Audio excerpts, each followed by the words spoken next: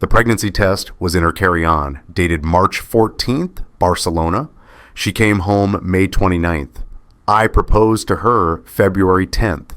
You do the math. I'm standing at baggage claim Terminal B, watching my wife walk toward me with a belly I didn't know existed until 30 seconds ago.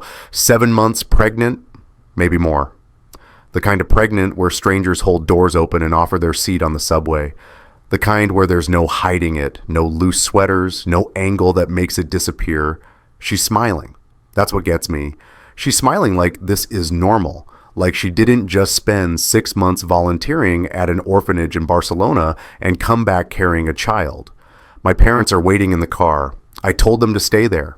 I wanted this moment, this reunion, to be private. I thought I'd kiss her. I thought I'd tell her how much I missed her. I thought a lot of things that died the second she came through those sliding doors. Daniel, she says. Her voice is soft, the voice she uses when she wants something. I know this is a shock. A shock. That's one word for it. She reaches into her purse, this massive leather thing she bought before the trip, and pulls out a manila folder. The edges are bent. There's a coffee stain on the bottom corner. She holds it out to me like it's a gift. What is this? I ask. Adoption papers. She says it so casually, like she's handing me a restaurant menu. I met her at the orphanage. Her mother died in childbirth. There's no father listed. Daniel, she needed us. I couldn't just leave her. Her. The baby's a girl, apparently. A girl who, according to my wife, is an orphan from Spain who needs rescuing. I don't open the folder. I can't. My hands are shaking. I'm 34 years old, and my hands are shaking in an airport like I'm some kid who just found out Santa isn't real. You're pregnant, I say. It's not a question. It's an observation. A fact. 1 + 1 = 2. She's pregnant. No, she says quickly. Too quickly. Daniel, no. The baby. She's not mine. She's from the orphanage. I told you. The papers are all there. We just need to finalize. You're 7 months pregnant. I'm not shouting. I'm not even raising my voice. I'm stating a fact, calm and flat, the way you'd read a weather report. You left in March. It's May. You're showing. She looks down at her stomach, touches it. Her hand spreads across the curve like she's protecting something. I'm not pregnant, she says again, and this time her voice cracks. Just a little. Just enough for me to know she's lying. If you've ever had someone you love look you in the eye and tell you something you know isn't true, something you can see with your own eyes, just type, I understand, below. I need to know I'm not alone in this. We don't talk in the car. My parents ask how the flight was. They ask about Barcelona. They don't ask about the pregnancy because I texted my mom on the way to the terminal. Don't mention it. I'll explain later. She sits in the back seat with her hand on her stomach the whole drive home. I watch her in the rearview mirror. She's staring out the window, and every few minutes she'll wince. Little movements. The baby's kicking, probably. Our apartment is in Brookline, 3rd floor walk up. She takes the stairs slowly, one hand on the railing, the other on her belly. I follow behind with her suitcase. It's heavier than it should be. Inside she goes straight to the bedroom. I hear the door close, the lock click. I stand in the kitchen with the manila folder, coffee stain, bent edges. Inside there's a stack of papers held together with a binder clip. Official-looking documents, Spanish government letterhead, adoption petition forms, medical records for a baby girl, name pending adoptive placement. I flip through them slowly. Date of birth, April 18th, 2024. Barcelona Regional Hospital. Mother deceased. Father unknown, April 18th. I pull out my phone and open the calculator app. If the baby was born April 18th and it's now May 29th, that makes her 6 weeks old, a newborn, maybe 7 pounds. Definitely not 7 months in the womb, but my wife is 7 months pregnant, at least, maybe 8. I read the adoption papers again. Date of birth, April 18th. Mother deceased. Father unknown. Then I look at the dates on the petition forms. Filed April 18th. Approved pending spousal consent April 25th. Final signatures required by June 1st, June the 1st. That's in 3 days. I flip to the last page. There's a line for my signature right there at the bottom. Adoptive father, Daniel Marcus Reeves. Signature.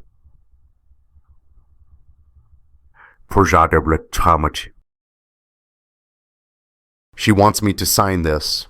She flew home from Spain, 7 months pregnant, and wants me to sign papers saying I'm adopting an orphan who was supposedly born 6 weeks ago. The math doesn't work. None of it works. I spread the papers across the kitchen table. Adoption petition, birth certificate, medical records, hospital discharge papers. Everything looks official. Everything has stamps and signatures and government seals. But the baby in these papers was born April 18th. And my wife is 7 months pregnant, which means if she's really 7 months, conception happened sometime in late October. Before I proposed, before she left for Barcelona, or she got pregnant in March. Right after she landed in Barcelona, and she's not 7 months, she's 10 weeks, maybe 12, just starting to show, wearing loose clothes, hoping I won't notice. But I noticed. I pull out my phone and search for her volunteer organization. Barcelona Children's Hope Foundation. The website loads slowly. There's a photo carousel on the homepage, smiling children, clean facilities, volunteers in matching t-shirts. I find the contact page. There's an email listed, coordinator@barcelonahope.org. I open my email app and start typing. Dear coordinator, my name is Daniel Reeves. My wife, Melissa Reeves, volunteered with your organization from March through May of this year. She recently returned home and mentioned adopting a child through your program. I'm trying to verify some details about the adoption process and would appreciate any information you can provide. Sincerely, Daniel Reeves. I hit send before I can second guess myself. Then I sit at the kitchen table staring at adoption papers that don't make sense, in an apartment that's too quiet, waiting for my wife to come out of the bedroom and explain why she came home pregnant with someone else's child. The response comes 6 hours later. I'm still at the kitchen table. I haven't eaten, haven't moved except to make coffee. Melissa is still in the bedroom. I heard her on the phone earlier, muffled voice through the door, but I couldn't make out the words. My phone buzzes. Email notification. Dear Mr. Reeves, thank you for reaching out. I remember Melissa well. She was with us for a short time in March and April. I'm a bit confused by your message, though. Melissa volunteered for 11 days total, March 15th through March 25th. She didn't return after that. We assumed she changed her plans. Regarding adoption, we don't facilitate private adoptions through our volunteer program. We work exclusively with Spanish social services and licensed agencies. If Melissa mentioned adopting a child through us, there may be some miscommunication. Please feel free to call if you have additional questions. Best regards, Carmen Rodriguez, Volunteer Coordinator, Barcelona Children's Hope Foundation, 11 days. She volunteered for 11 days, not 6 months, 11 days. I read the email again, then I print it. The paper comes out of our little HP printer, warm and smelling like toner. March 15th through March 25th, 11 days. She left March 12th, came home May 29th. That's 78 days. 11 of them were spent volunteering. What about the other 67? I open the manila folder again and pull out the volunteer badge clipped to one of the documents. It's a laminated card with her photo. Volunteer Melissa Reeves, March 15th, 2024, March 15, 25, 10 days. I grab my laptop and open her social media, Instagram, Facebook, everything. Her last post was March 20th, a photo of her in front of the Sagrada Familia. Caption, doing God's work. So grateful for this experience, 43 likes. My mom commented, so proud of you. I scroll back through her timeline. March 18th, a sunset over Barcelona. March the 16th, a coffee cup with latte art. March summer 14th, nothing. March 12th, airport selfie, off to change lives. Then nothing until March 20th. I check her tagged photos. There's one from March 20th. She's in a group photo with other volunteers. Everyone's wearing the matching t-shirts. She's smiling, standing in the back row. I zoom in on the photo. Her stomach is flat, completely flat. No bump, no curve, just the regular shape of someone who's not pregnant. March 20th, 9 days after she arrived. If she got pregnant right away, if she met someone on March 13th or 14th, she wouldn't be showing yet, not at 9 days. But in the photo, she's holding something. I zoom in closer. It's a baby. She's holding a baby in the photo. A baby that looks about 3 or 4 months old. Chubby cheeks, bright eyes, the kind of baby that's past the newborn stage. The caption under the photo, our amazing volunteers with some of our littlest residents. March 20th, 2024. The coordinator attached this photo to her email, not as evidence, just as a memory. She probably thought I'd want to see it. But what I see is my wife holding a baby that's already 4 months old in March, which means that baby was born in November. And the adoption papers say the baby was born April 18th. None of it makes sense. The papers, the dates, the volunteer coordinator saying she only stayed 11 days when she told me she'd be gone for 6 months. I open a new browser tab and type Barcelona Hotels, March 2024. Hundreds of results. I add her name to the search, Melissa Reeves Barcelona Hotel. Nothing. I try her maiden name, Melissa Chen Barcelona Hotel. Nothing. Then I remember she has a credit card I'm not on. Her personal card. The one she had before we got married. She kept it for emergencies. I open our shared bank account. Our checking account shows her last transaction in the U.S. on March 11th. Gas station, $43, $67, then nothing until May 29th. Uber from Logan Airport, $67.34, 78 days. No transactions. How did she pay for anything? I go to the bedroom door and knock softly. Melissa? No answer. Melissa, I need to talk to you. The lock clicks. The door opens. She's changed into pajamas. Her hair is wet. She must have showered. What? She says, not mean, just tired. I emailed the volunteer coordinator. I say, she said you were only there for 11 days. Melissa's face doesn't change. She just looks at me. Then she steps back and starts to close the door. Melissa, wait. I don't want to talk about this right now. Her voice is flat, empty. You were gone for 6 months, I say. You told me 6 months. You called me every week and said you were volunteering. You sent photos. Daniel. She says my name like a warning. Not right now. The door closes. The lock clicks. I stand there for a long time. Then I go back to the kitchen table and pull out my phone. I call her sister, Natalie. She answers on the second ring. Danielle, how's Melissa? She's pregnant, I say. Silence on the other end. Long silence, too long. Natalie? Yeah, she says quietly. Yeah, I'm here. Did you know? More silence. Natalie, did you know she was pregnant? Daniel, her voice breaks. I can't do this right now. What does that mean? You can't do what? I'm sorry.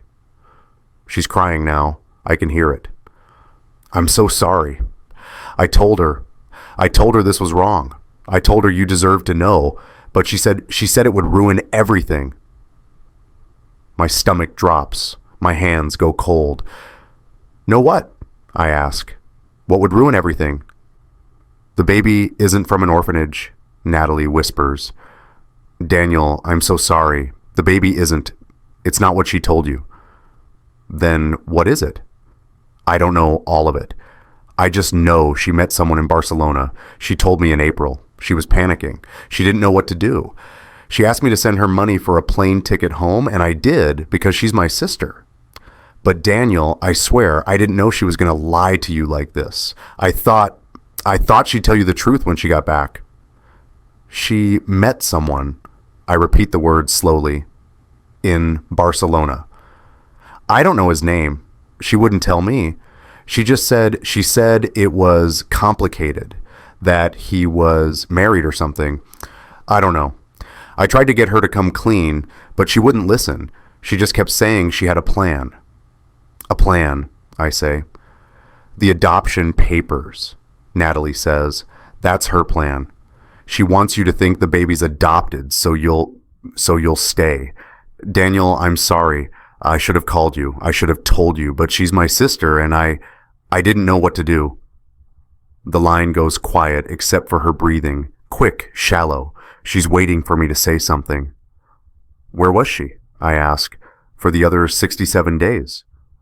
I don't know. She wouldn't tell me. She just said she needed time, that she'd explain everything when she got home. The baby isn't from an affair. It's worse than that. Then she hung up. I don't sleep that night. I lie in bed, our bed, the one we bought together 2 years ago at IKEA, and stare at the ceiling. Melissa's in the guest room. I heard her moving around earlier, dragging blankets, closing the door. At 2 a.m., I get up and go to her car. It's parked on the street, silver Honda Civic. I have the spare key. The trunk is full of suitcases, 2 large ones. I pull them out and carry them upstairs, one at a time. The apartment is dark except for the streetlight coming through the kitchen window. I open the first suitcase on the living room floor. Clothes, toiletries, a journal with maybe 3 entries. Nothing useful. The second suitcase is locked. There's a small combination lock on the zipper. I try her birthday, nothing. I try my birthday, nothing. I try our anniversary. Click. Inside there's a shoebox. Nike. Size 8, I open it, letters, dozens of them, maybe 30, maybe more. I count them slowly, laying them out on the floor in rows. 37 letters. They're not addressed, no envelopes, just folded papers with dates written on the top corner. March 14th, March 18th, March 22nd, April 3rd, April 10th, April 17th. I pick up the first one, March 14th. The paper is thick, nice stationery, the kind you buy at a real store, not CVS. My dearest Owen, I'm writing this from the hotel room. You just left. I can still smell your cologne on the pillow. I keep thinking about what you said, that this is a miracle, that we're meant to be. The test came back positive this morning. I took it right after you left for the airport. 2 pink lines. I stared at them for 10 minutes, maybe longer. Our baby. I'm carrying our baby. I know this is complicated. I know you have a life back home, a wife, responsibilities. But Owen, this is a sign. This is the universe telling us we're supposed to be together. Not with them, with each other. I'll wait for you. However long it takes, I'll wait. Yours always, M. I read it again. Then again. Then I pick up the second letter, March 18th. Owen, I saw a doctor today. She confirmed it. 8 weeks. She showed me the ultrasound. I cried. I wish you could have been there. I wish we didn't have to hide this. I told my sister, she's furious. She doesn't understand. How could she? She's never felt this kind of connection with someone. I'm rambling. I'm sorry. I just miss you. I miss your hands. I miss the way you look at me like I'm the only person in the room. Come back soon, please. M. I open letter after letter, March 22nd, March 27th, April 1st, April 6th. Each one is the same. Love letters, desperate, aching love letters to someone named Owen, someone who isn't me. Letter 12, April 14th. Owen, I don't understand. You said you'd find a way. You said we'd figure it out together, but now you're saying you can't leave, that your wife is pregnant too, that it's complicated. What about us? What about our baby? What am I supposed to do with ours? I can't go home. I can't face Daniel. He'll know. He'll look at me and he'll know. Please, please don't do this. Please don't leave me here alone. M. Owen's wife is pregnant too. His wife is pregnant. I sit back on my heels and look at the letters spread across the floor. 37 letters to a man named Owen, a man she met in Barcelona. A man who got her pregnant and then decided to stay with his wife, and now she's back. 7 months pregnant. With adoption papers that don't make sense. With a story about an orphan that doesn't exist. My hands are shaking again. I pick up the shoebox. There's something else inside. At the bottom, under the letters, a pregnancy test, digital. The screen still shows the result, pregnant 2-3 weeks. The date printed on the side, March 14th, 2024, March 14th, 2 days after she landed in Barcelona. And under the test, there's one more thing, a key, brass, worn smooth on one edge, the kind of key you'd use for a storage unit. There's a tag attached with a Sharpie number, Unit 247, Springfield Storage. I hold the key up to the streetlight. The brass catches the light. She's been holding on to this, hidden it away in a locked suitcase. Whatever's in Unit 247, she didn't want me to find it. I grab my jacket and my car keys. It's 3 a.m. Springfield Storage is 20 minutes away. I looked it up once when we were thinking about renting a unit for our Christmas decorations. The roads are empty. I drive fast, too fast. I don't care. Springfield Storage is one of those places with automatic gates and security cameras. I punch in the code I find on the tag, 2904, and the gate rolls open. Unit 247 is on the second floor. I take the stairs 2 at a time. The key fits. The lock turns. The door rolls up with a metallic screech. Inside there's a plastic storage bin. That's it. Just one bin. Clear sides. I can see papers inside, documents, photos. I pull the bin out and sit on the concrete floor. My hands are steadier now. I'm not shaking anymore. I'm just cold. Empty. I open the bin. More letters, another shoebox, ultrasound photos, a printout from a DNA testing company, hotel receipts, boarding passes, and at the very bottom, a second phone, an iPhone with a cracked screen. I press the power button. The battery's dead. I gather everything and carry it to my car, the whole bin. I don't bother locking the unit. At home, I plug in the phone and wait for it to charge. While I wait, I look at the ultrasound photos. March 30th, 2024, Barcelona Regional Hospital, 8 weeks, 2 days. EDD, November 14th, 2024, 8 weeks on March 30th means conception around February 1st. But she didn't leave for Barcelona until March 12th. Unless she's lying about when she left, or lying about when she got pregnant, or lying about everything. The phone buzzes. It's charged enough to turn on. I swipe up. No passcode. It opens straight to the home screen. There's one contact saved. Just one. Owen. The last message was yesterday, May 28th, the day before she flew home.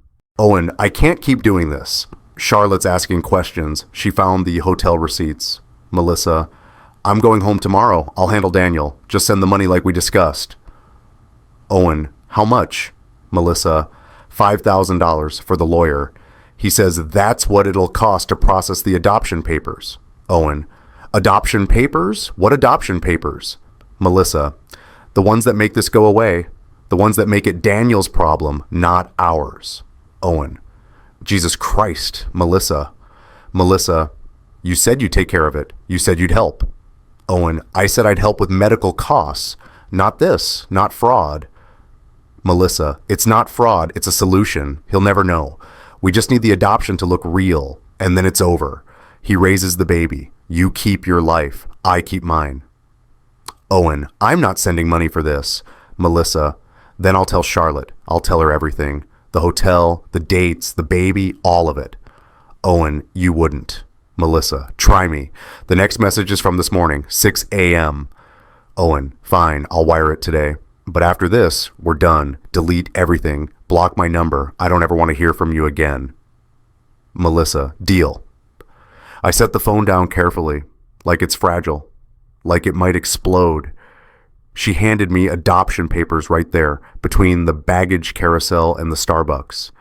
I spend the rest of the night reading, all 37 letters, chronological order, March through May. A complete archive of her affair. Letter 3 talks about their first night together, the hotel near La Rambla, how he ordered room service, champagne, and strawberries, and how she laughed because it was so cliche. How they stayed up until 4 a.m. talking about everything they'd never had with their spouses. Connection, passion, understanding. Letter 7 mentions the plan. That's all it says. Owen and I talked about the plan. It's risky, but it might work. No details, just those 2 sentences at the bottom of a page full of poetry about his hands and his voice and the way he said her name. Letter 15, April 20th. She's back in the States by then, I think. The postmark, wait, there's no postmark. These were never mailed. She just wrote them, kept them, like a diary, like evidence she couldn't throw away. Oh, and I'm staying at Natalie's. I told her I need space to think. She doesn't ask questions anymore. She just looks at me with these sad eyes like I'm some kind of charity case. The baby moves now, little flutters. The doctor says that's normal at 18 weeks. 18 weeks. That means I'm halfway done. Halfway to having a baby that will look like you, that will have your eyes and your smile and your... I can't do this alone. I won't. I'm coming home to Daniel in 2 weeks. I'm going to tell him about the adoption, the orphan story. He'll believe it. He trusts me. He's always trusted me. Is that terrible? That I'm using his trust like this? Probably. But you used mine too, didn't you? You said you'd leave Charlotte. You said we'd be a family. I guess we're both liars. 18 weeks in April. That means she's 28 weeks now. 7 months. The math finally works. I read the rest of the letters in silence. Some are short, some are long, some are angry, some are desperate. Letter 29, dated May 10th, is just 1 sentence. I hate you. Letter 30, May 11th. I'm sorry, I didn't mean that. Please call me. Letter 37, the last one, is dated May 27th, 2 days before she flew home. Oh, and this is the last letter. I'm not going to write anymore. What's the point? You've made your choice. Charlotte and your baby, your real family. I'll go back to Daniel. I'll use the adoption papers. He'll sign them because he loves me, because he thinks I'm a good person who rescues orphans. Maybe someday I'll tell him the truth. Maybe when the baby's older, when it won't matter anymore, or maybe I'll never tell him. Maybe I'll take this secret to my grave. I hope someday you meet someone who chooses you first. I'm sorry I wasn't her. Goodbye, M. That last line. I hope someday you meet someone who chooses you first. Those were our wedding vows. February 10th, 2023. She stood at the altar in her white dress and held my hands and said, I promise to choose you first, every day, for the rest of my life. And now she's writing that line to him, to Owen, the man she chose instead. The sun's coming up, gray light through the kitchen window. I can hear birds. Garbage trucks on the next street over.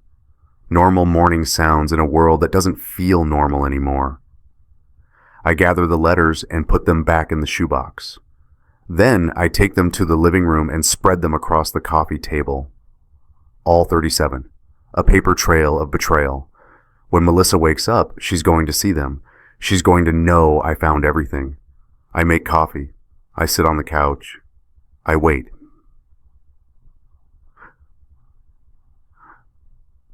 She comes out at 9 a.m., hair in a messy bun, one of my old t-shirts that doesn't quite cover her belly anymore. She looks at me, then at the coffee table. Her face goes white. Where did you find those? Her voice is barely a whisper. Storage unit, I say.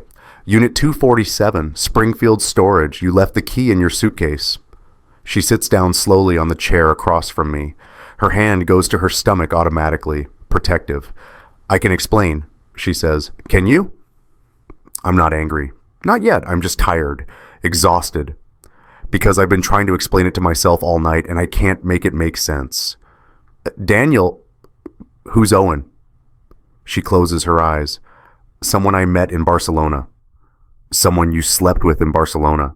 Yes. Someone you got pregnant with in Barcelona. Yes. I nod slowly. Okay, so the adoption papers are fake. No. She opens her eyes. No, they're real. I mean, they're real documents. I changed some details. The birth date, the mother's name, to make it look like the baby's not yours. Yes. So you could come home and trick me into raising another man's child. She flinches. Daniel, please, it's not like that. Then what's it like? I lean forward. Explain it to me. Make me understand. I was lonely, she says. Her voice breaks. You were always working, 70, 80 hours a week. I'd have dinner alone every night. I'd go to bed alone. You'd come home at midnight and fall asleep on the couch. I felt invisible. So you had an affair. So I met someone who saw me. She's crying now. Owen saw me. He listened when I talked. He asked about my day. He made me feel like I mattered. Did you tell him you were married? Yes. Did he care? She doesn't answer. Did he care, Melissa? He was married too, she whispers. I laugh. It's not a happy sound. Perfect. So you both just decided your vows didn't matter. I'm sorry.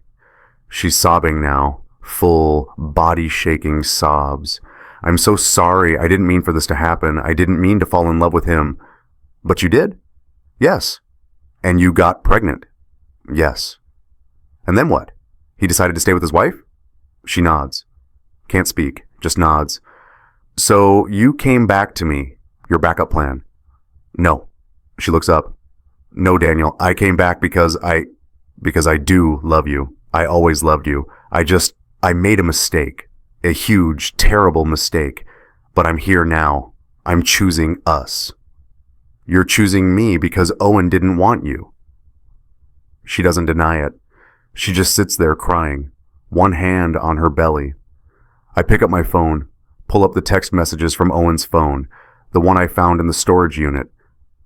You told him you'd blackmail him, I say. You threatened to tell his wife unless he paid for the fake adoption papers. Her eyes go wide. You read my texts? All of them. That phone was private. Nothing's private anymore. I'm shouting now. I can't help it.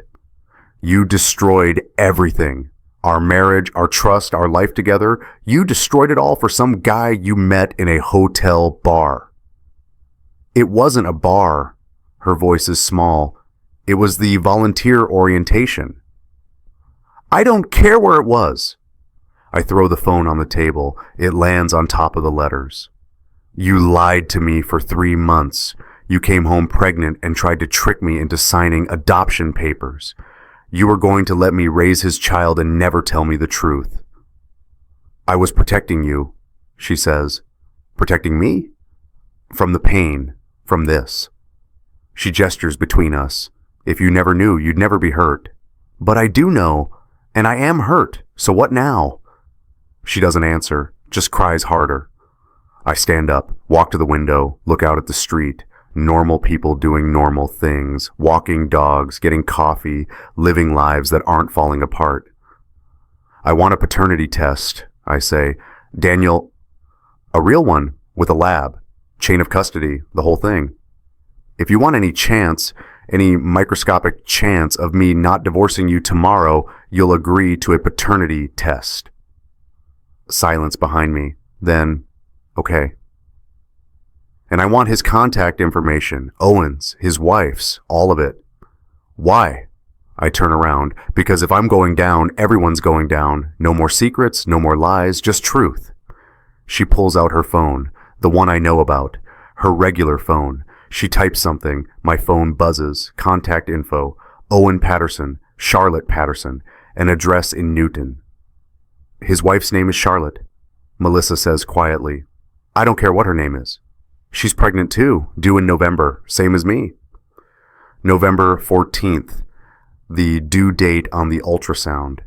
Great, I say. So he got both of you pregnant at the same time. What a catch. She flinches again. I grab my jacket. I'm going out, don't wait up. Daniel, where are you going? Does it matter? I open the front door, look back at her. She's still sitting in the chair, hand on her belly, mascara running down her face. You wanted to choose me first, I say. You said it at our wedding. You promised. And the first time it got hard, the first time you felt lonely, you chose someone else. So no, you don't get to ask where I'm going. You don't get to ask me anything anymore. I close the door behind me, hear her sobbing through the walls. She unlocked the phone. The last message to Owen was from yesterday. He's asking questions. Send money. The DNA testing lab is in Cambridge, one of those places that does paternity tests and ancestry tests and genetic health screenings. I found them on Google. 4.8 stars. Fast and confidential. I make an appointment for the next day. They need both parents present. I text Melissa the address and time. She responds with, okay, that's it. Just okay. I don't go home that night. I get a hotel room in Back Bay, one of those business hotels with mini fridges and terrible art on the walls. I lie on the bed and stare at the ceiling and try not to think about anything. My phone rings at 11 p.m., unknown number. I almost don't answer, but something makes me pick up. Hello? Is this Daniel Reeves? A woman's voice, not Melissa's, someone else. Yes. Who's this? My name is Charlotte Patterson. I'm Owen's wife. Your wife gave him your number. I hope that's okay. I need to talk to you. I sit up. Okay. I found the hotel receipts, she says. Her voice is shaking. From March, from Barcelona. I confronted Owen tonight. He told me everything. Everything. About your wife, about the affair, about... She stops, takes a breath. About the baby. He told you about the baby. He admitted paternity. He took a DNA test last week. I made him. I found a letter in his drawer, and I just knew. The way you know when something's wrong, you know? Yeah, I say quietly. I know. I'm pregnant too, she says. Due in November, same week as your wife probably. We were trying for a year. We finally got pregnant in February. And the whole time he was... Her voice breaks. I don't say anything. What is there to say? I'm sorry, she says after a moment. I'm sorry this happened to you, to us. We didn't deserve this. No, I agree. We didn't. I have evidence, she says, if you need it, for a divorce or whatever. I have hotel receipts, credit card statements. Owen wrote me a confession letter, dated yesterday. His lawyer said to document everything, so I did. I have a whole packet. Can you send it to me? Yes, I'll email it tonight. Daniel, can I call you Daniel? Sure. Do you think... She pauses. Do you think they're still in contact? Owen and your wife? I think about the texts. Delete everything. Block my number. I don't ever want to hear from you again. I don't know, I say. Maybe not, but does it matter? I guess not. She laughs, but it's not a happy sound.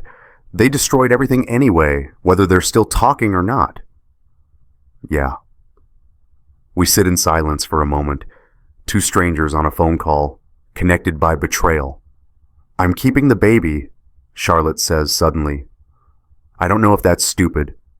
My sister says I should leave Owen and start over. But this baby, it's mine.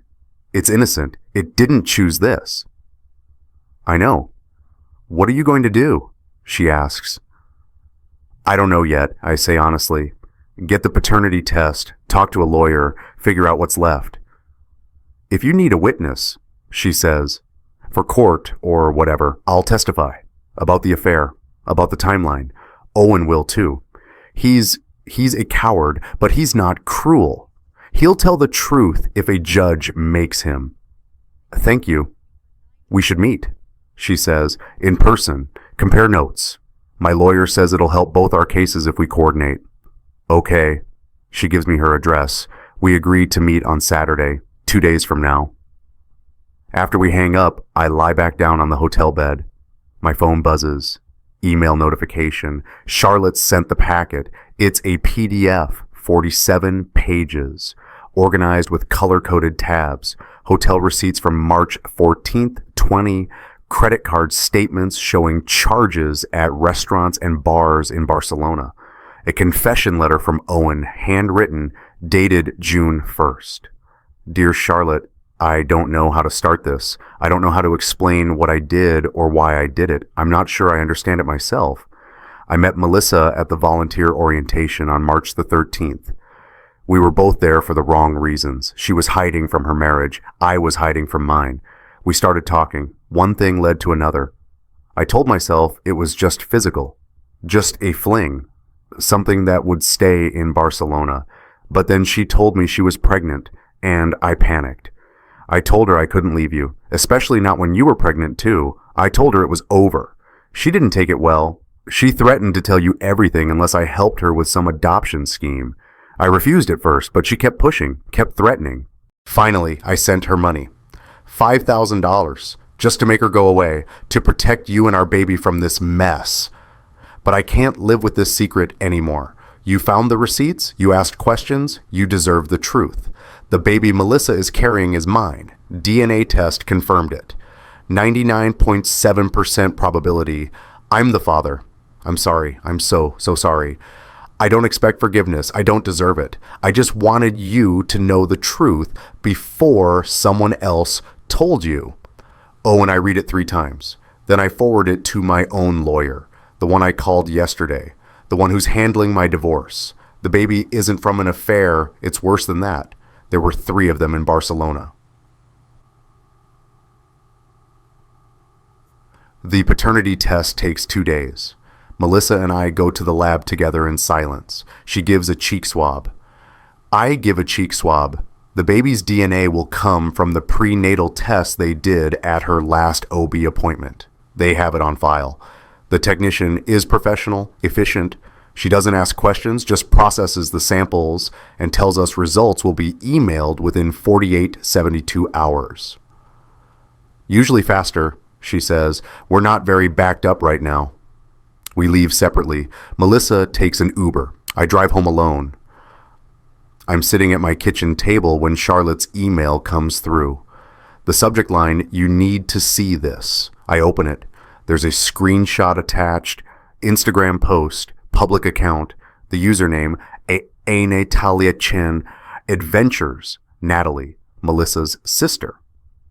The post is from March 20th, a sunset photo.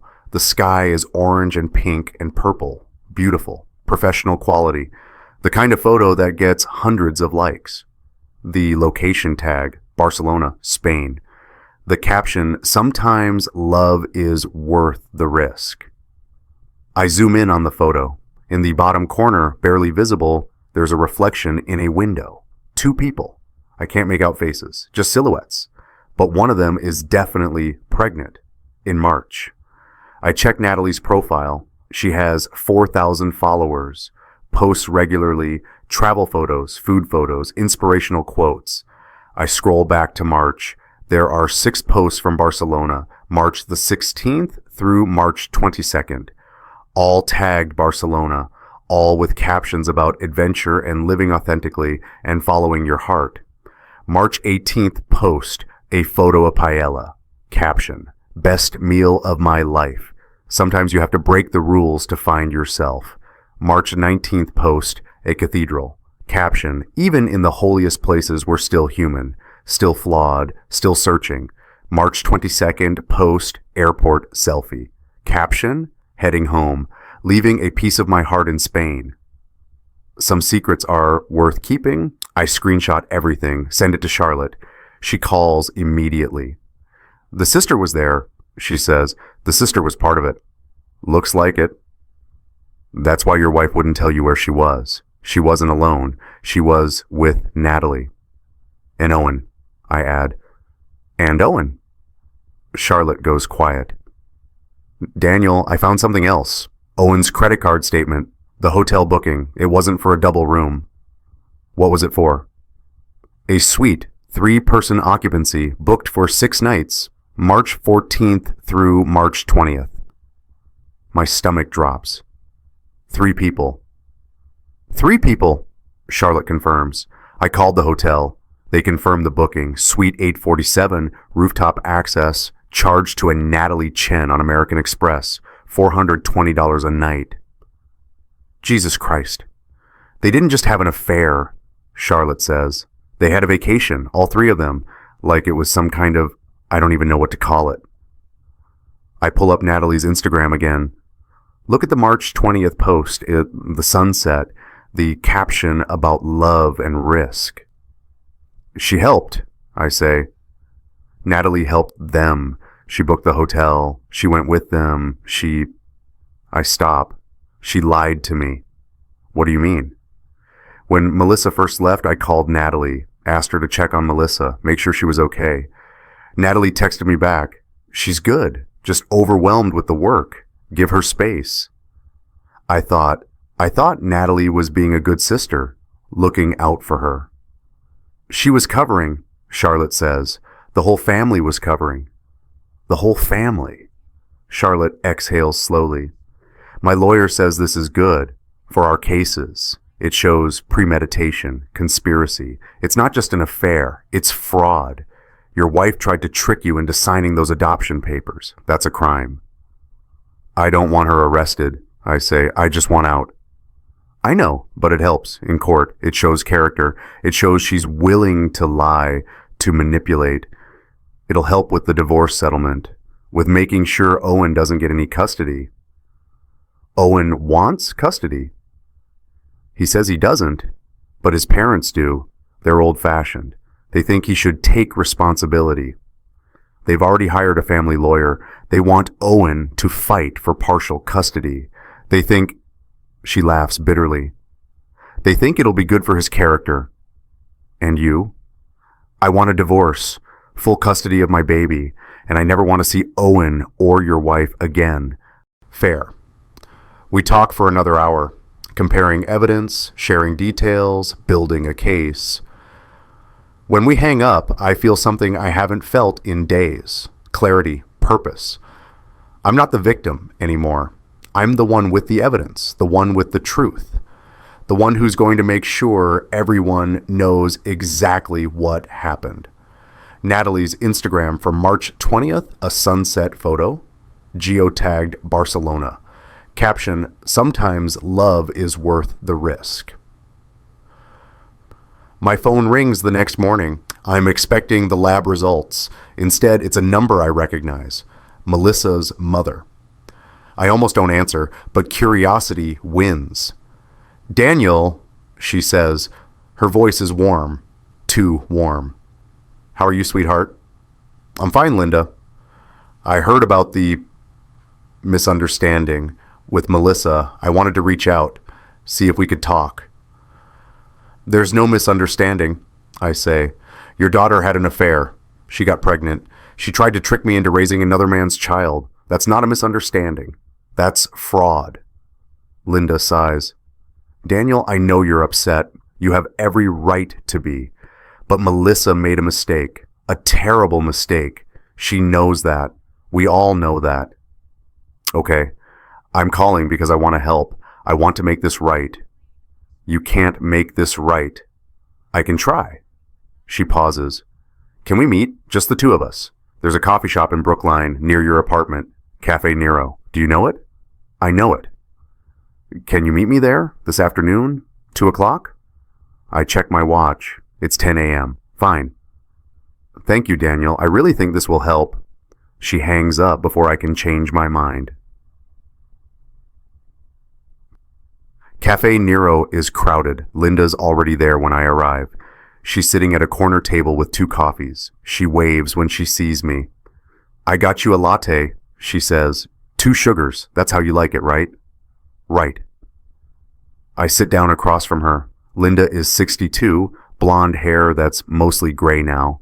She's wearing a cashmere sweater and pearl earrings, the kind of woman who looks put together even in a crisis.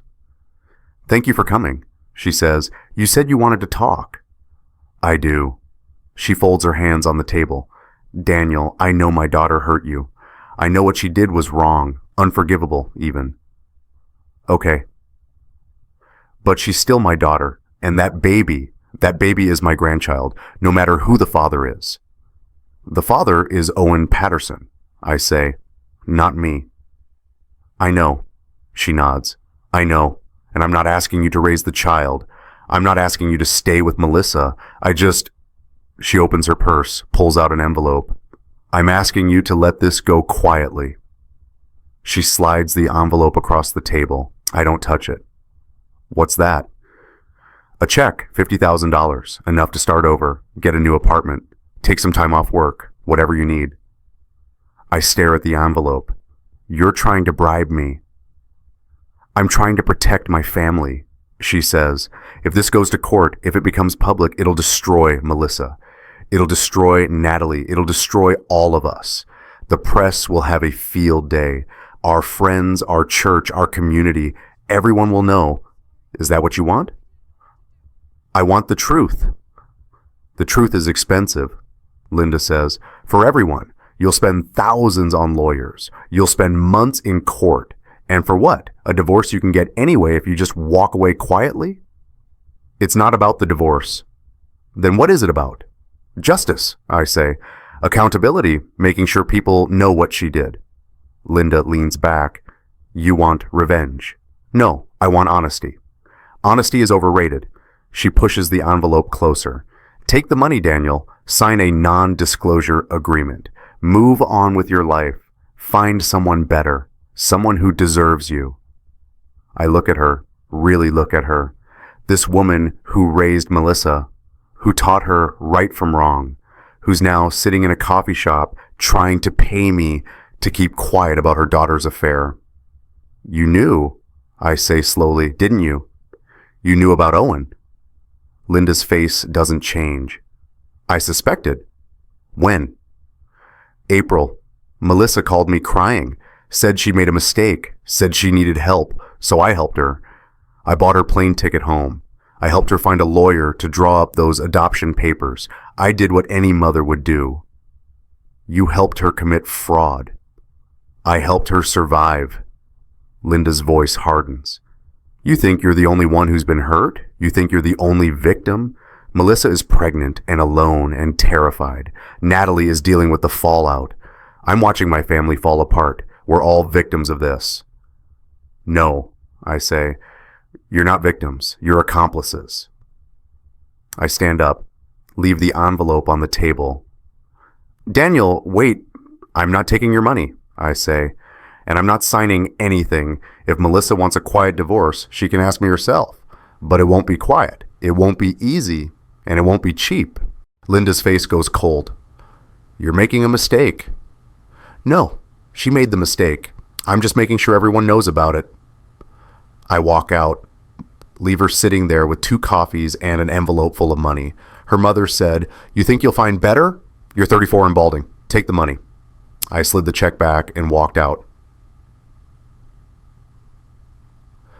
The DNA results come that evening. Email notification at 7:47 p.m. Subject line, paternity test results. Case CHIRP PLB 9284. I open it on my laptop. Official letterhead, lab seal, chain of custody documentation. Alleged father, Daniel Marcus Reeves. Child, baby Patterson, prenatal sample. Test date, June 3rd, 2024. Results, probability of paternity, 0.0%. Based on DNA analysis, Daniel Marcus Reeves is excluded as the biological father of the child. The alleged father and child do not share genetic markers consistent with a paternal relationship. Secondary analysis, sample B, submitted June 2nd, 2024. Alleged father, Owen Michael Patterson. Probability of paternity, 99.73%. Based on DNA analysis, Owen Michael Patterson cannot be excluded as the biological father of the child. I read it 3 times, then I download the PDF. Print 2 copies, one for my lawyer, one for me. Probability of paternity, 0.0%. It's official, scientific, irrefutable. The child isn't mine. I should feel something, relief, maybe. Vindication, but I just feel empty, hollow. I forward the results to Charlotte. She responds immediately. I'm sorry. I know that doesn't help, but I'm sorry. I text back, thank you for everything. Then I open a new message. To Melissa, got the results. 0%. We need to talk. Tomorrow. I'll be home at 3. She responds an hour later. Okay. That night, I meet with my lawyer, Elizabeth Chen. No relation to Melissa or Natalie, she assured me. Just an unfortunate coincidence. Elizabeth is 45, sharp, efficient. She's handled divorces for 20 years. She's seen it all. This is good, she says, looking at the DNA results. This gives us leverage. She committed fraud, attempted to deceive you into legal parentage. We can push for a fast settlement, no alimony, no shared assets, clean break. What about the baby? I ask. What about it? Does Owen have to pay child support? Probably, if Charlotte pursues it. Or if Melissa files, but that's between them. You have no legal obligation. I know. Elizabeth looks at me over her glasses. Daniel, I have to ask, do you want custody? What? Of the baby. Some clients, even in situations like this, they've bonded with the idea of parenthood. They want to pursue adoption or shared custody despite the biological results. It's rare, but it happens. I think about it. Really think about it. A baby who isn't mine, who's the product of an affair, who will grow up knowing their existence destroyed 2 marriages. No, I say, I don't want custody. Are you sure? Because if you change your mind later, I'm sure. Elizabeth nods. Then we'll file for divorce, cite fraud and infidelity, pursue full asset division in your favor. It should be straightforward. Her lawyer will probably advise her to settle quickly, avoid a trial. What if she doesn't settle? Then we go to court, present the evidence, the letters, the texts, the DNA results. We subpoena Owen and Charlotte. We make it very clear to a judge what happened, and we win. How long? Settlement? Could be a month. Trial, 6 months, maybe longer. I nod. Okay. Daniel. Elizabeth sets down her pen. I need to ask you something, and I want you to be honest with me. Okay. Do you want to punish her, or do you want peace? It's the same question Charlotte asked me. The same question I've been asking myself for days. I don't know, I say honestly. Is it wrong to want both? No, Elizabeth says. It's human. But in my experience, revenge and peace don't coexist. You have to choose, fight for justice, and spend months in court, reliving the betrayal every day. Or settle quickly, take your share, and move on. Both are valid, but you can't do both. I don't have an answer yet. What would you choose? Boundaries or forgiveness? Let me know. I post that question on a Reddit thread at midnight. Anonymous account. Throwaway. I just need to hear what other people think. What strangers who don't know me or Melissa or Owen would say. The responses come fast. Boundaries. Always boundaries. Forgiveness is for people who earn it. Walk away. She made her choices. You make yours. Fight. Make her face consequences. People like that need to learn. Peace. Revenge. Take the high road. Hundreds of responses, all different, all valid. None of them help. I close the laptop and try to sleep. The confrontation happens 3 days later. Melissa finally comes out of the guest room. I'm sitting at the kitchen table with the DNA results in front of me. Official, certified, sealed with a lab stamp. She sees the papers and stops in the doorway. 0%, I say. In case you were wondering. She nods, doesn't cry, just nods. I talk to my lawyer, I continue. Elizabeth Chen. She's filing divorce papers tomorrow, citing fraud and infidelity. We're asking for full asset division in my favor. No alimony, no shared property. You get nothing. Okay, Melissa says quietly. That's it? Okay. What do you want me to say? She looks exhausted, dark circles under her eyes, hair unwashed. She's wearing the same clothes from yesterday. You're right. I lied. I cheated. I tried to trick you. You deserve everything. I deserve nothing. Don't do that. Do what? Play the victim. You don't get to be the victim here. She closes her eyes. I'm not. I'm tired, Daniel. I'm so tired of fighting. You should have thought about that before you slept with Owen. I know. Before you got pregnant. I know.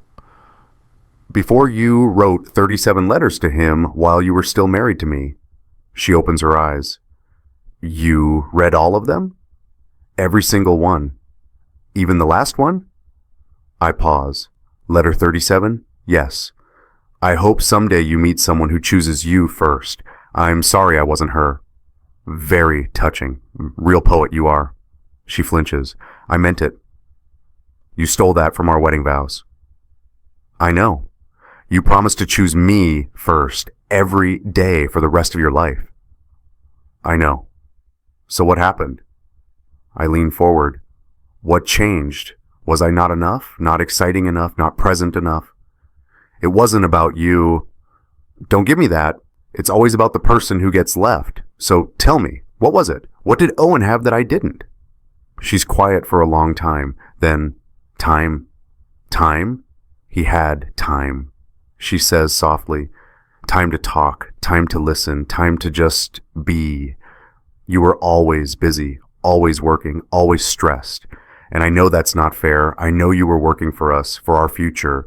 But Daniel, I was drowning. I was so lonely. And Owen, he made me feel seen. For 6 days. What? You were with him for 6 days. March 14th through March 20th. 6 days, Melissa. You threw away 8 years of marriage for 6 days with a stranger. It wasn't just 6 days.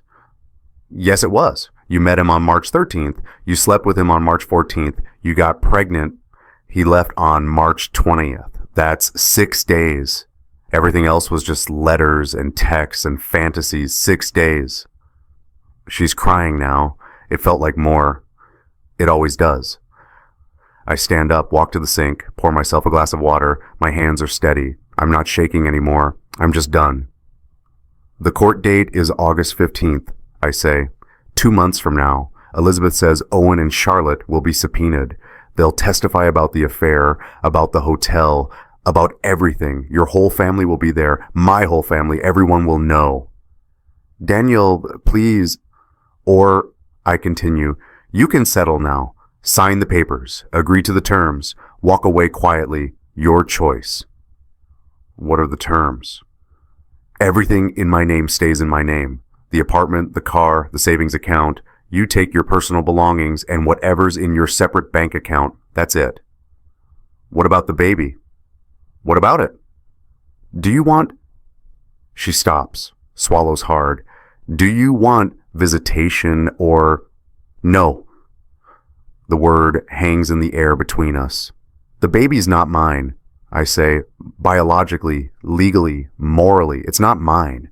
You made sure of that. So no, I don't want visitation. I don't want updates. I don't want photos or birthday cards or awkward co-parenting schedules. I want nothing to do with it. She nods slowly. Okay. Owen's the father. Make him take responsibility. Or don't. I don't care. But leave me out of it. I will. I set down the glass. Elizabeth will send over the papers tomorrow. You have 48 hours to review them. If you don't sign, we go to court. I'll sign, she says. Good. I walk past her to the bedroom, start packing, clothes, toiletries, laptop, everything I need for the next few weeks. Where are you going? She asks. Hotel. Then I'm looking for a new apartment. I'll be out by the end of the month. This is your apartment. I know, but I can't stay here. Too many memories, too many lies. I'll find something else. She watches me pack in silence. When I'm done, I grab my keys and wallet. Daniel, she says as I reach the door, I really am sorry. I look at her one last time, 7 months pregnant, alone, scared. I know you are, I say, but sorry doesn't fix this. Nothing fixes this. I close the door behind me. The judge asked my wife, Did you lie to your husband about the child's origin? She whispered, Yes, Your Honor. The courtroom went silent. Except she does sign. The papers come back 2 days later, signed, notarized, done. No court hearing, no testimonies, no public spectacle, just a quiet dissolution of an 8-year marriage, filed, processed, finalized within 30 days. Elizabeth calls me on July 10th. "It's official," she says. "You're divorced." That's it? That's it. She signed everything. Didn't contest a single clause.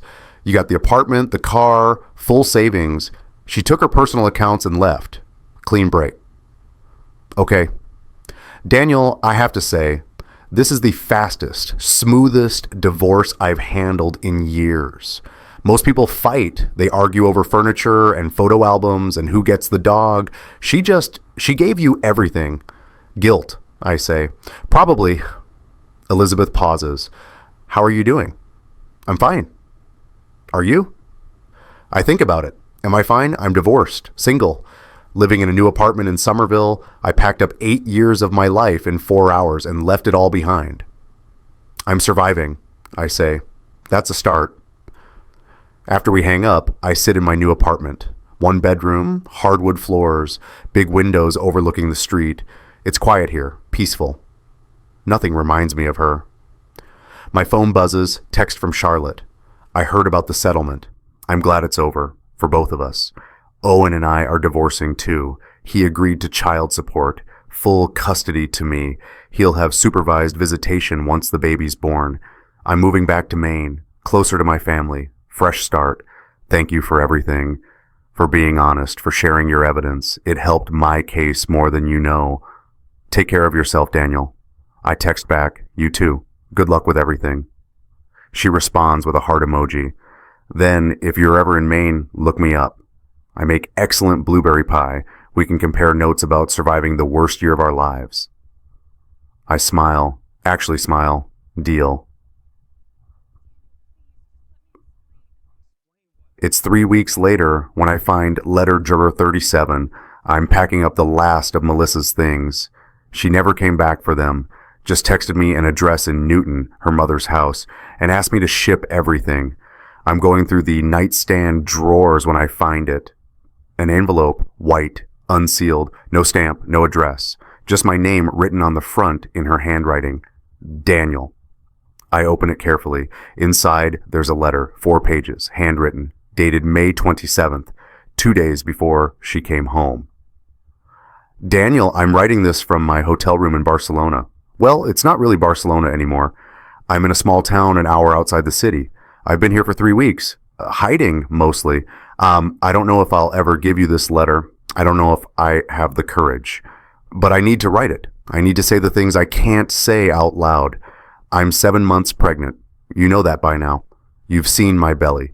You've asked questions. You've probably figured out the truth. The baby isn't adopted. The baby is mine. Ours. Owen's and mine. I met him at the volunteer orientation, March 13th. He was funny and kind, and he listened when I talked. We had coffee, then dinner, then everything else.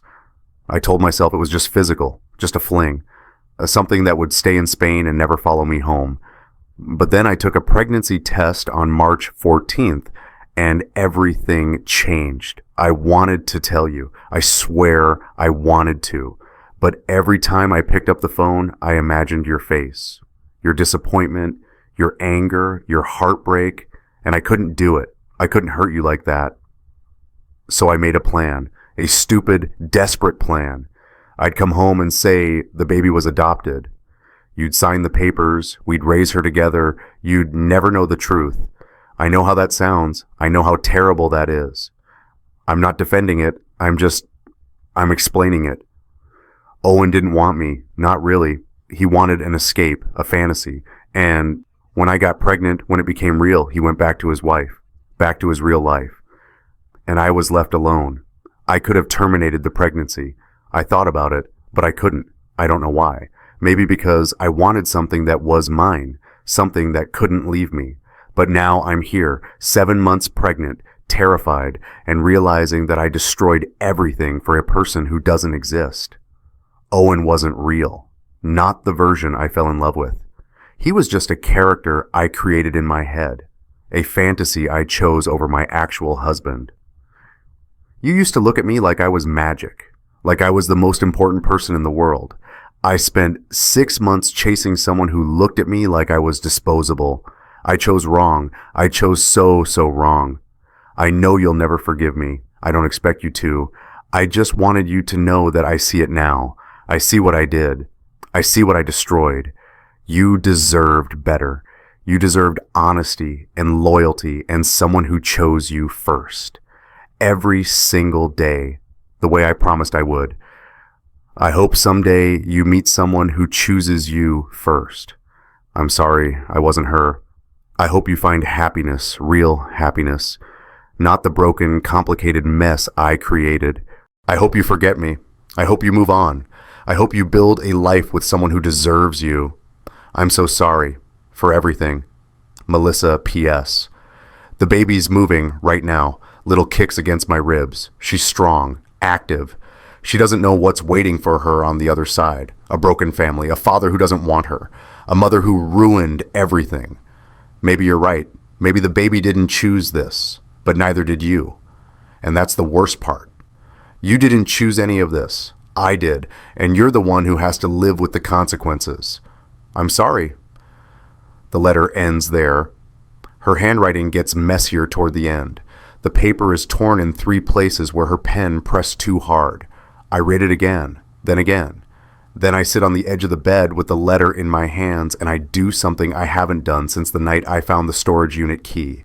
I cry. Not angry crying, not bitter crying, just grief. Deep, aching grief for what we had, for what we lost. For the 8 years that ended in a hotel room in Barcelona. She did love me. Somewhere under all the lies and the affair and the desperate plan, she did love me. She just loved the fantasy more. And that's the tragedy, isn't it? She didn't choose Owen. She chose an idea, a feeling, an escape from loneliness and stress and the mundane reality of a marriage that had gotten hard. And now we're both paying for it. I fold the letter carefully, put it back in the envelope, set it on the nightstand, then I keep packing. 6 months later, it's January, cold, snow on the ground. I'm in my apartment in Somerville with a cup of coffee and a book I'm not really reading. My phone rings. Charlotte. We've stayed in touch, not often, just occasional texts, updates. She had her baby in November, a boy, healthy, 8 pounds, 3 ounces. She sends me photos sometimes. I send back congratulations and heart emojis. Hey, I answer. Hey, yourself. She says, how are you? Good. Cold. Thinking about getting a space heater. She laughs. Maine is colder. Trust me. We have 3 feet of snow right now. Sounds terrible. It's beautiful, actually. Quiet. Peaceful. I'm starting to remember what that feels like. Yeah, I say. I get that.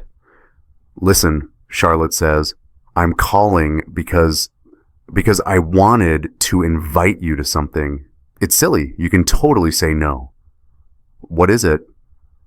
I'm having a small gathering. End of January, just a few friends. People who helped me through the divorce. People who showed up when everything fell apart. I wanted you to be there if you're willing to drive to Maine. You want me at your party? It's not really a party. It's more like, I don't know, a celebration of surviving, of building something new. My therapist calls it a found family dinner. The people who aren't blood, but who showed up anyway. Found family. I like that. Will Owen be there? I ask. God, no. He's not invited. This is for the people who helped me, not the people who hurt me. Then yes, I say. I'll be there. Really? Really? Send me the details. She does. January 28th, 6 p.m., her address in Portland. Dress warm, she adds, and bring your appetite. I'm making that blueberry pie I promised. I smile, looking forward to it. After we hang up, I look around my apartment. It's small, but it's mine. There's a bookshelf I built myself, a couch I picked out, art on the walls that I actually like, not stuff Melissa chose, not compromises, just mine. On the wall above my desk, there's a frame, black, simple. Inside, there's a letter, 4 pages, handwritten. dated May 27th. I hope someday you meet someone who chooses you first. I'm sorry I wasn't her. I framed it 3 months ago, not because I wanted to remember the pain, not because I'm holding on to anger, but because I needed proof. Proof that I survived. Proof that I didn't let her destroy me. The letter is my scar, visible but healed. Next to the frame, there's a photo. New. From last month, it's me and Charlotte, and her baby. We met for coffee when I drove up to Maine for Christmas. She looks happy, tired, but happy. The baby's wearing a Santa hat. We're not together, we're not dating, we're just friends. Two people who survived the same betrayal and came out the other side, found family. I pick up my phone and open Instagram. I haven't posted in months, but today feels different. Today feels like a moment worth marking. I take a photo of the framed letter, just the letter, no caption needed. But then I change my mind. I do add a caption, just one line. Some families are born, some are built. Mine is the latter, and that's enough. I post it, put down my phone, go back to my coffee. It buzzes a few minutes later. Comments. Charlotte, so proud of you. My sister, love this, love you. A college friend I haven't talked to in years. Needed to hear this today. Thank you. The comments keep coming. 20, 30, 50 people sharing their own stories, their own found families, their own survivals. I read them all, every single one. And somewhere in the middle of scrolling through strangers telling me about the friends who became siblings and the neighbors who became parents and the chosen families that showed up when the blood families disappeared, I realized something. I'm okay, not perfect, not healed completely, but okay. The baby was born in November. Melissa sends updates through her sister. Natalie reached out a few months ago, apologized, said she was wrong to help with the lies, said she's in therapy now, working through her own issues with boundaries and loyalty. I haven't responded yet. Maybe I will. Maybe I won't. The baby's name is Emma. 7 pounds, 9 ounces. Healthy. Beautiful, according to Natalie's text. Owen has supervised visitation every other weekend. Melissa moved back in with her mother. They're figuring it out. I don't ask for photos. I don't ask for updates beyond what Natalie volunteers. Emma isn't my daughter. She never was. And that's okay. Some people would judge me for that, for walking away, for not fighting for a child who didn't ask to be born into this mess. But Charlotte's lawyer said something to me once during one of our conversations. She said, "The baby didn't choose this, but neither did you. And sometimes the kindest thing you can do is be honest about what you can't give." I can't give Emma a father who resents her. I can't give her a childhood shadowed by the affair that created her. I can't give her a version of me that's whole and present and capable of loving her without thinking about Barcelona and the letters and the lies. So I gave her honesty. I stepped away. I let Owen and Melissa figure out co-parenting. I let Emma grow up with parents who wanted her, even if they didn't want each other. Maybe that makes me selfish. Maybe that makes me a coward. Or maybe it just makes me human. January 28th comes fast. I drive to Portland, 4 hours. I listen to podcasts and audiobooks and think about nothing in particular. Charlotte's house is small, blue, white shutters. There's a wreath on the door made of pine branches and red berries. I knock. She answers immediately. "Daniel!" She hugs me, quick and warm. Come in. It's freezing." Inside, there are 6 other people. Her sister, 2 friends from college, a neighbor, her therapist, and a man I don't recognize, tall, bearded, smiling. "Everyone," Charlotte says, "this is Daniel. Daniel, this is everyone." They wave, say hello, make room on the couch. Charlotte disappears into the kitchen and comes back with pie. Blueberry, homemade. The crust is golden and perfect. We eat and talk and laugh. Stories about bad dates and good books and terrible bosses, normal things, easy things. At one point, Charlotte's sister asked me how I'm doing, really doing. "I'm good," I say, and I mean it. "Charlotte told us what happened," she says carefully. "I'm sorry you went through that." "Thank you." How do you How do you move on from something like that? I think about it. You just do, one day at a time. Some days are harder than others, but you keep going. Do you still think about her? Sometimes, but not in the way I used to, not with anger or pain, just acknowledgement. It happened. It's over. I survived. She nods. That's brave. I don't know about brave, but it's honest. Later, after everyone leaves, I help Charlotte clean up. We wash dishes in comfortable silence. Thank you for coming, she says. It means a lot. Thank you for inviting me. I know this is weird, she says. Being friends with your ex-wife's affair partner's ex-wife. That's got to be some kind of record. I laugh. Definitely. But I'm glad we found each other. Even if the circumstances were terrible, you helped me more than you know. Just by being honest, by sharing your evidence, by showing me I wasn't alone. You helped me too, I say.